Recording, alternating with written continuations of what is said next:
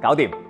大家都試過用外賣 app 點餐㗎啦，有冇諗過佢哋係點樣去決定派單俾邊個外賣員，同埋用咩方法送餐，先有效將個餐送到俾你？其實有得計，只要用 optimization 去揾出最優方案。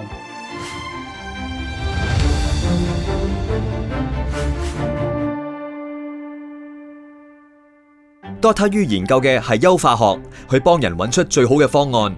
唔單止送外賣，就好似做生意、投資，大家都想揾到一個最好嘅方法去達成目標。但現實有好多唔同嘅限制，點先知道邊一個方法係最好嘅方法？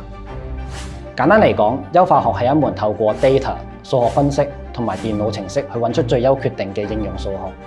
喺一個優化學問題入邊，往往有兩個重要嘅元素。第一係目標，代表住我哋想去最大或者最小化嘅數值。第二係約束，代表住我哋做決定嘅時候所受到嘅條件限制。舉個簡單嘅例子，假如我係一個零售商，而我嘅鋪頭入邊賣緊100種唔同嘅商品，其中一個我會遇到嘅優化問題就係我每次入貨嘅時候，需要為每一種貨品入幾多個貨先至達到最高嘅銷售額。而我所會受到嘅約束包括有貨倉嘅空間、入貨嘅資金以及貨品嘅保質期等等。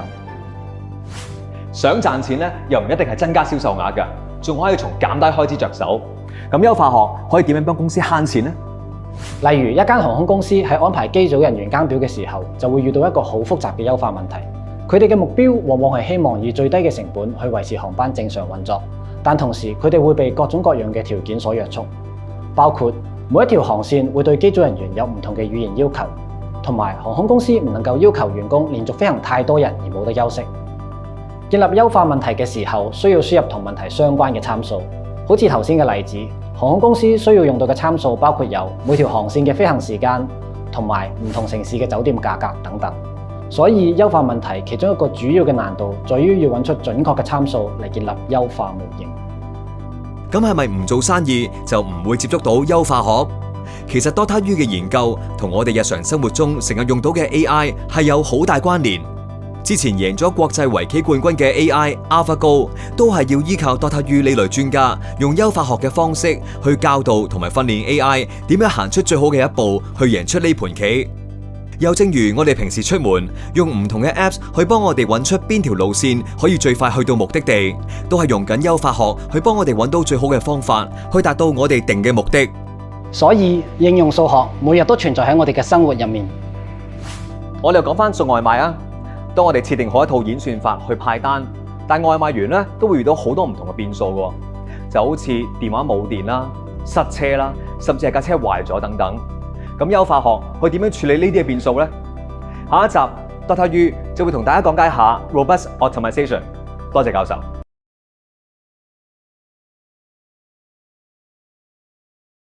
優化學就係利用唔同嘅參數去建立一個優化模型，嚟揾出一個優化方案。咁即係話，如果啲參數唔準確，咁咪出事？唔使擔心，呢個時候你可以選擇用 Robust Optimization。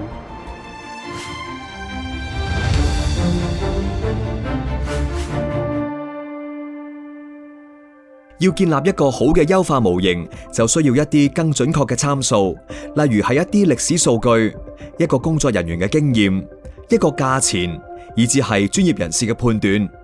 但呢啲參數唔一定準確，而以往嘅歷史數據又唔一定啱而家嘅情況。咁用一啲唔確定嘅資料，又點去揾到一個最優方案？ Robust Optimization 係優化學入邊其中一個分支，佢嘅主要目的係喺參數唔準確嘅範圍下，幫我哋做最優決定。Robust Optimization 嘅原理係喺我哋所估計嘅參數範圍入邊，選取一個對我哋最不利嘅參數嚟建立優化模型。同時，我哋可以控制參數嘅範圍嚟決定方案嘅保守程度。喺參數裏面揀選對自己最不利嘅情況，即係原本10個貨架擺貨，我計8個，補貨要3日，我哋計4日。咁即係從不足出發啦。但如果喺高維嘅情況下，就冇咁容易計啦。有陣時參數可以係好高維，由幾百甚至幾千個數值組成。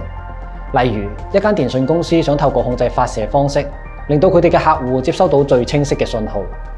佢哋所需要嘅參數就包括有地形、天氣、其他發射站嘅頻率同埋加密方式等等。喺咁樣嘅情況下，就連電訊公司本身都冇辦法話俾你聽咩係最差嘅參數。Robust Optimization 嘅強大之處就係佢會喺計算嘅過程當中自動去揾出最差嘅參數嚟進行優化。有咗 Robust Optimization， 好多唔同行業嘅運作都變得更有效率。例如喺企業投資嘅風險管理、大型工程要面對嘅工程時間管理、傳染病喺社區爆發嘅風險，以及交通系統面對唔同情況嘅承載量等等。多睇於研究嘅演算法係唔會幫你計得到你公司賺幾多錢，但係佢可以喺種種唔確定因素同埋想達到嘅目的當中，幫大家揾到一個兩全其美而且合乎表現嘅優化系統。多謝教授。